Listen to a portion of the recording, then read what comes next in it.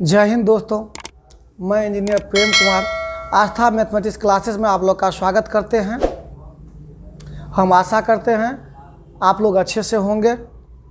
पीछे के लेक्चर में हम मैट्रिक्स के डिफिनीशन, मैट्रिक्स के सिंबल, मैट्रिक्स को किस सिंबल के द्वारा रिप्रेजेंट कीजिएगा, मैट्रिक्स का बेसिक क्वेश्चन के बारे में बताए हुए थे। आज हम मैट्रिक्स के टाइप के बारे में बताने के लिए जा रहे हैं। तो चलिए दोस्तों, हम इसको अब शुरू कर रहे हैं।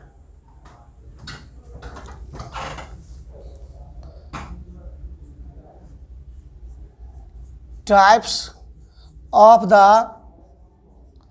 Matrices, types of the matrices, types of the matrices, आव्यूहों के प्रकार,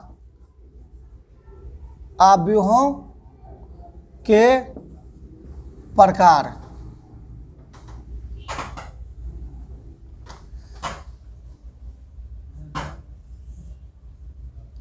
for square matrix, for square matrix वर्ग आव्यूह के लिए, वर्ग आव्यूह के लिए,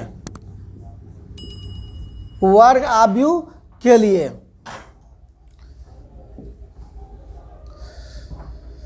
number of rows, number of rows, पंक्तियों की संख्या, नंबर ऑफ रोज, पंक्तियों की संख्या, number of rows equal to the number of columns, number of columns, number of columns, स्तंभों की संख्या,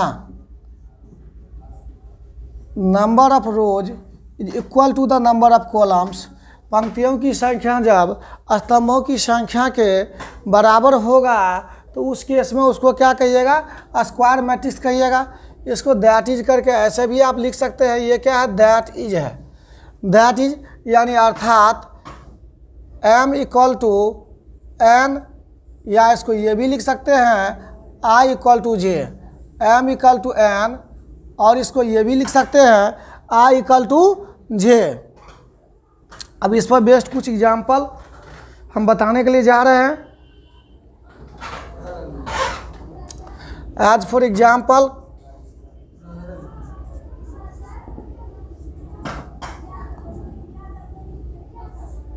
a इक्वल टू 2। अब इसमें जो है एक रो है एक कॉलम है, एक रो है एक कॉलम है, एक रो है और एक कॉलम है, यानी वन रो वन कॉलम है। इसमें b 1 2 3 4, 1 2 3 4, इसमें 2 रो है 2 कॉलम है, यानी ये जो है R1 हो गया, ये R2 हो गया। It is C1 but it is C2। तो इसमें 2 रोज और 2 कॉलम्स है, यानी इसका यहाँ ऑर्डर 2 इंटू 2 आप लिख सकते हैं। इसका यहाँ ऑर्डर 2 इंटू 2 आप लिख सकते हैं। C इक्वल टू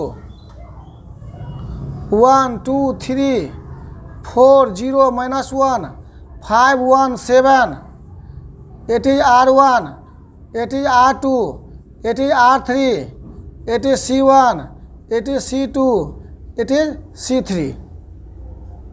इसमें 3 रोज है और 3 कॉलम है, 3 रो है और 3 कॉलम है, यानी number of rows is equal to the number of column है। Here number of rows, number of rows is equal to the number of columns, number of columns, यानी यहाँ पंक्तियों की संख्या स्तंभों की संख्या के बराबर है। That is m equal to n और i इक्वल टू j, अर्थात m बराबर n और i बराबर j। Therefore it will be It will be a square matrices. It will be a square matrices. इसलिए यह वर्ग आव्यूह होगा।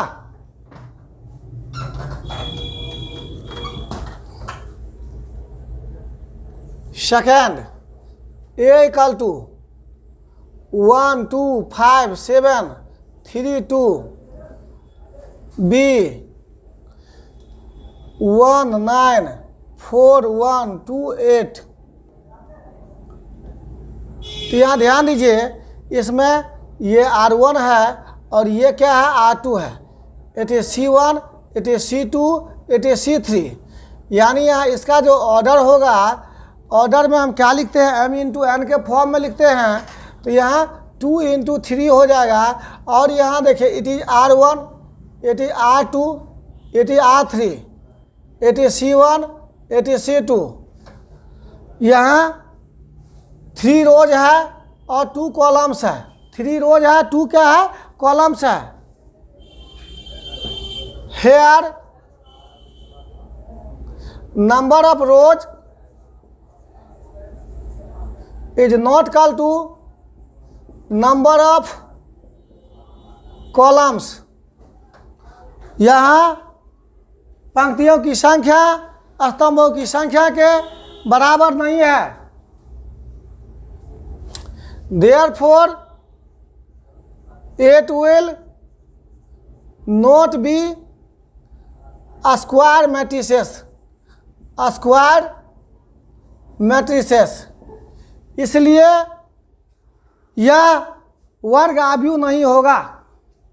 इसलिए यह वर्ग आव्यूह नहीं होगा, क्योंकि यहाँ पर m is not equal to n है, यहाँ पर भी m is not equal to n है। ऊपर के एग्जाम्पल में m equal to n, m equal to n है। स्क्वायर मैट्रिक्स होने के लिए m इक्वल टू n होना चाहिए, number of rows equal to number of columns होना चाहिए। यदि m is number of rows is not equal to number of columns होगा तो उस केस में स्क्वायर मैट्रिक्स नहीं होगा। एग्जाम्पल नंबर 3, 4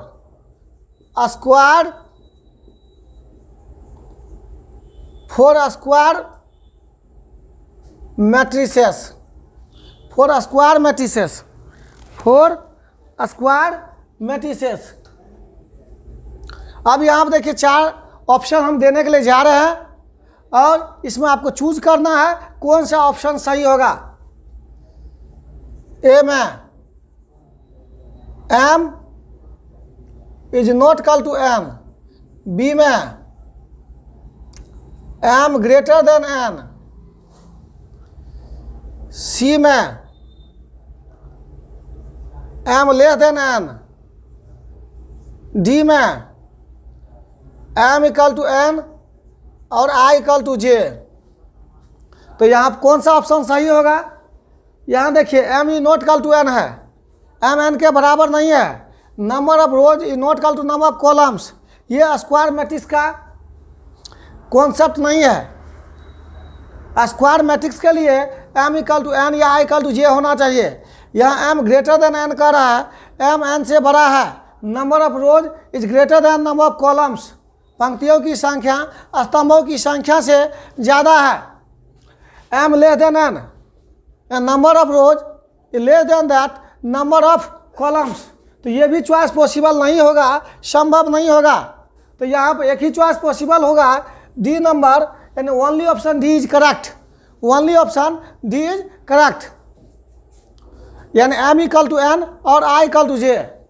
स्क्वायर मैट्रिक्स होने के लिए m इक्वल टू n और i इक्वल टू j होना चाहिए। Number of rows equal to number of columns होना चाहिए। और आप लोग देखे होइएगा जो बोर्ड में भी बराबर इस टाइप का क्वेश्चन पूछा जा रहा है। Second, 4 rectangular matrix. 4 rectangular matrix. 4 rectangular matrix आयताकार आव्यूह के लिए, आयताकार आव्यूह के लिए आयताकार आव्यूह के लिए, कोई दिक्कत? आयताकार आव्यूह के लिए यानी रेक्टेंगुलर मैट्रिक्स के लिए नंबर ऑफ रोज यानी पंक्तियों की संख्या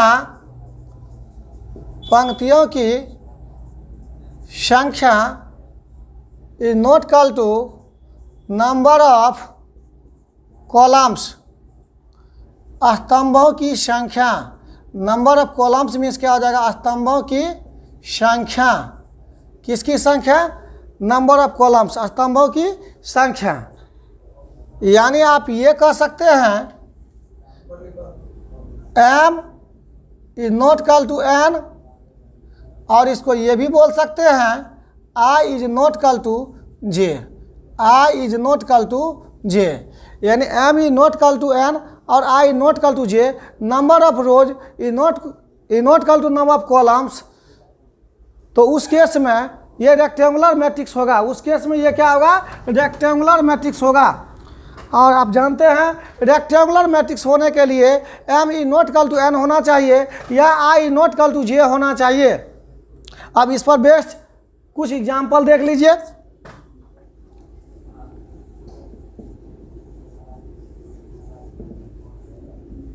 आज फॉर एग्जाम्पल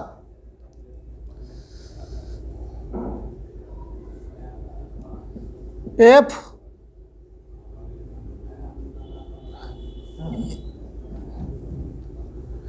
यदि के जगह पे डायरेक्ट a दे दिया जाए, a equal to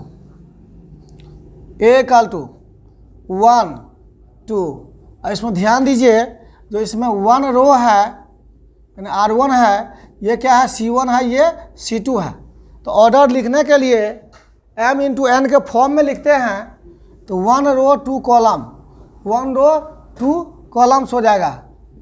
b equal to 1 2 -1 4 0 5। अब ये क्या है? R1 है, ये क्या है? R2 है, ये क्या है? C1 है, ये क्या है? C2 है, ये क्या है? C3 है। तो यहाँ 2 रो होगा, 3 कॉलम होगा, यानी 2 rows and 3 columns. 1 2 5,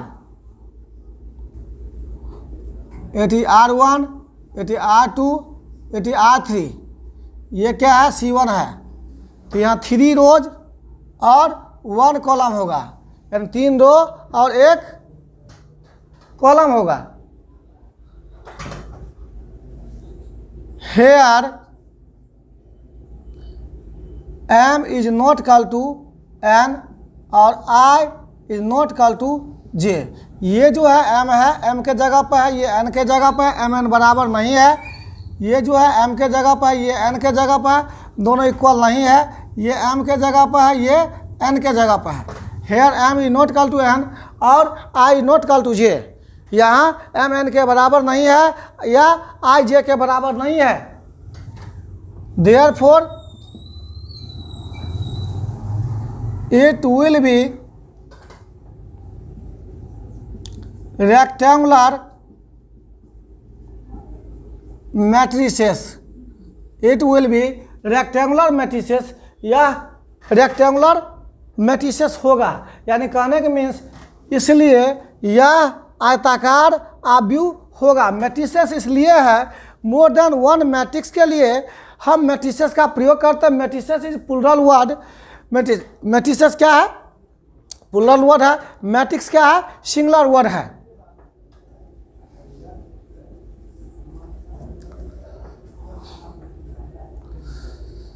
A equal to 0 0 0 0, B equal to 3, C equal to 1 2 3 4 1 9 2 1 7। यहाँ ध्यान दीजिए, इसमें नंबर ऑफ रोज क्या है? 2, नंबर ऑफ कॉलम्स क्या है? 2। ये m के जगह पर है, ये n के जगह पर है, ये m के जगह पर है, ये n के जगह पर है। अब इसमें देखिए नंबर, ये R1 है, ये R2 है, ये R3 है, eighty C1, eighty C2, eighty C3। यहाँ क्या है 3 रोज 3 कॉलम्स है, 3 रोज 3 क्या है कॉलम्स है। हेयर एम इज नॉट, एक मिनट, 3 रोज 3 कॉलम्स है, यहाँ 2 रोज 2 कॉलम्स है, यहाँ 1 रो 1 कॉलम है। तो यहाँ क्या है m इक्वल टू n और i इक्वल टू j है, m इक्वल टू n और i इक्वल टू क्या है j है। यानी रेक्टेंगुलर मैट्रिक्स होने के लिए m is not equal to n और i not equal to j होना चाहिए। Therefore it will not be a rectangular matrices, इसलिए यह आयताकार आव्यूह नहीं होगा। रेक्टेंगुलर मैट्रिक्स होने के लिए m is not equal to n और i not equal to j होना चाहिए। Example number 3, for rectangular matrix, for rectangular matrix आयताकार आव्यूह के लिए, आयताकार आव्यूह के लिए, रेक्टेंगुलर मैट्रिक्स के लिए। अब यहाँ आप देखिए 4 चॉइस दे देते हैं। A m equal to n, B में i is not equal to j, C में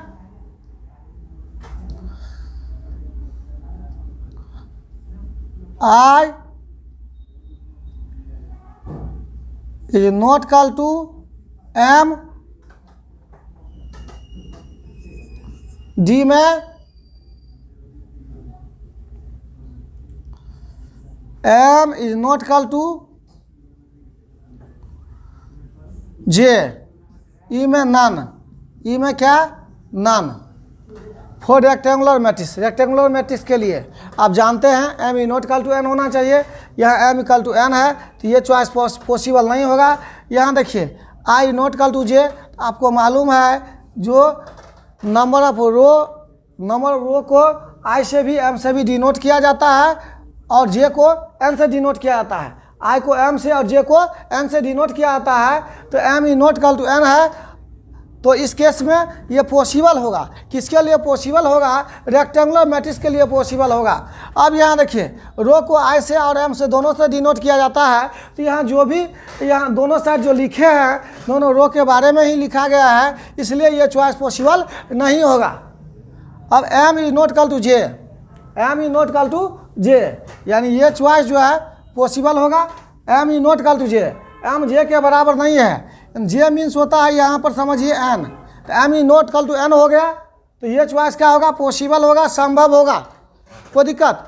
तो यहाँ पर 2 चॉइस पॉसिबल होगा, i is not equal to j और यहाँ पर देखिए m is not equal to j।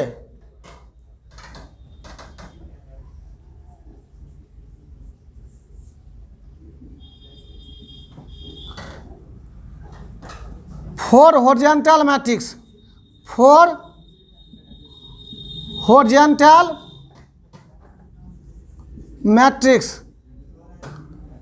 For horizontal matrix क्षैतिज आव्यूह के लिए, क्षैतिज आव्यूह के लिए,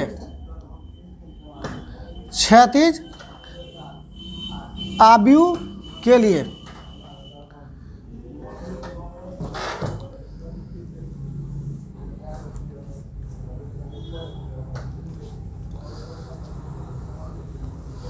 number of rows, number of रोज यानी पंक्तियों की संख्या क्या होना चाहिए? Number of rose is less than that number of columns, number of columns।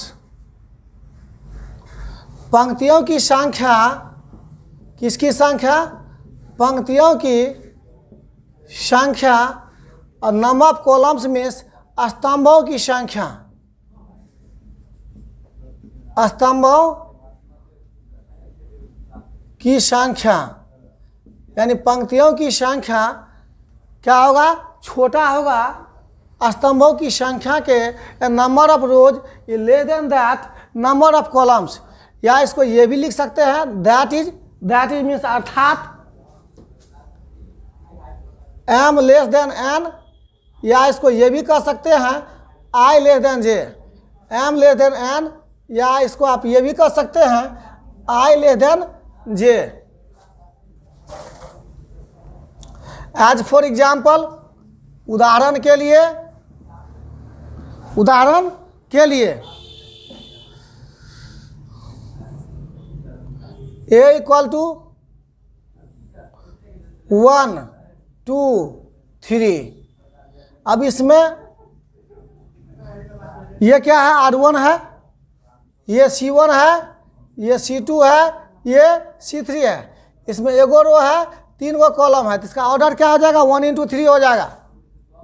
B equal to 1 - 1 7 2 1 5। इसमें क्या है, ये R1 है, ये क्या है R2 है, ये C1 है, ये C2 है, ये C3 है। 2 गो रो 3 गो कॉलम है, 2 रो 3 कॉलम है। C equal to 0 0 0 0। इसमें एगो रो 4 गो कॉलम है, यानी ये जो है M है, ये N है, ये M है, ये N है, ये M है, ये N है। हेयर यहाँ M लेस देन N और I लेस देन J। यहाँ M N से छोटा है या I J से छोटा है। Therefore it will be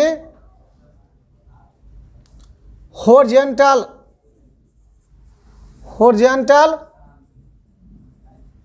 matrices। It will be horizontal matrices, इसलिए यह horizontal matrices होगा, यानी इसलिए यह क्षैतिज आव्यूह होगा, क्योंकि प्रत्येक केस में M लेस देन N है, यानी A में भी M लेस देन N है, B में भी M लेस देन N है, C में भी M लेस देन N है। तो यहाँ पे ये क्या होगा, हॉरिजॉन्टल मैट्रिक्स होगा। क्या होगा, हॉरिजॉन्टल मैट्रिक्स।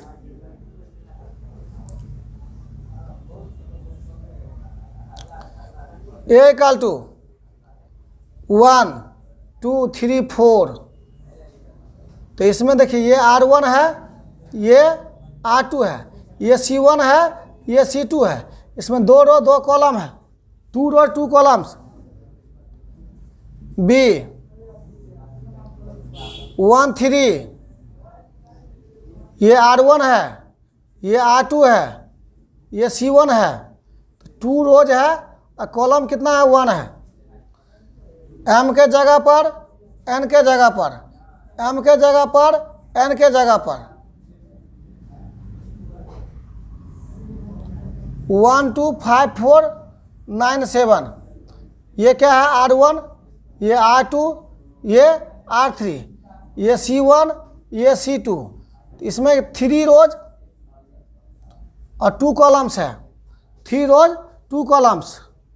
ये M के जगह पर है, ये N के जगह पर है। हेयर यानी यहाँ M लेस देन N है, यहाँ पर M लेस देन N नहीं है। इस केस में इक्वल टू है, इस केस में M ग्रेटर देन N है, इस केस में M ग्रेटर देन N है। Here number of rose is not, here number of rows is not less than that number of columns। यहाँ पंक्तियों की संख्या स्तंभों की संख्या से कम नहीं है, यानी लेस देन नहीं है। Therefore it will not be a horizontal matrices, इसलिए यह क्षैतिज आव्यूह नहीं होगा।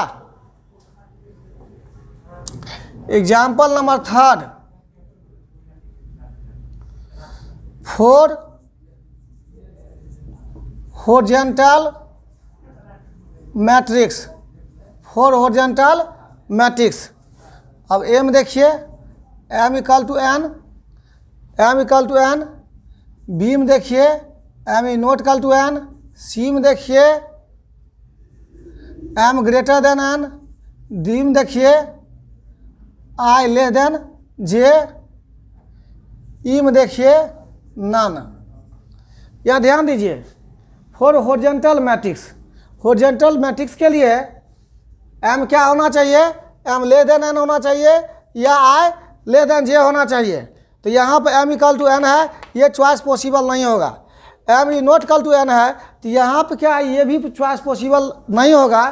पॉसिबल इसलिए नहीं होगा, M E not equal to N का मतलब ये हुआ या तो एम एन से बड़ा होगा या एम एन से छोटा होगा।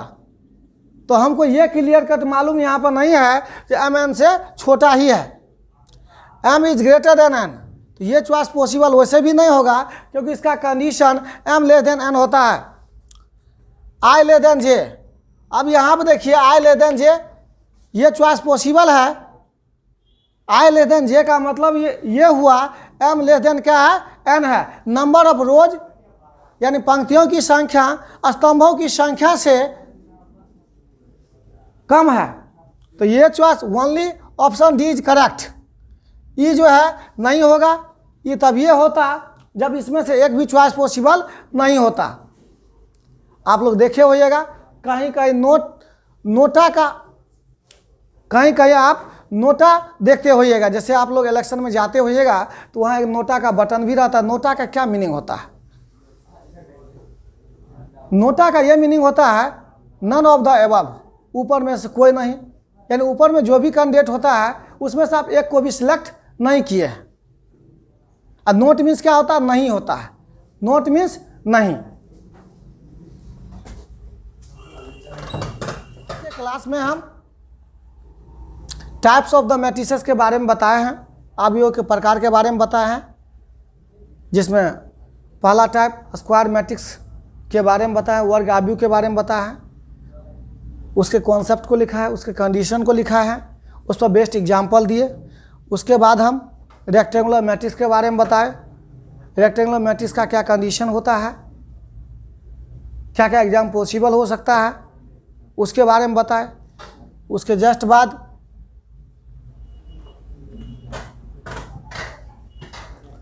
हम हॉरिजॉन्टल मैट्रिक्स के बारे में बताए, क्षैतिज आव्यूह के लिए बताए, यानी हॉरिजॉन्टल मैट्रिक्स के बारे में बताए हैं, उसका क्या कंडीशन होगा, उसका क्या बेसिक एग्जाम्पल होगा, उसके बारे में हम समझाए।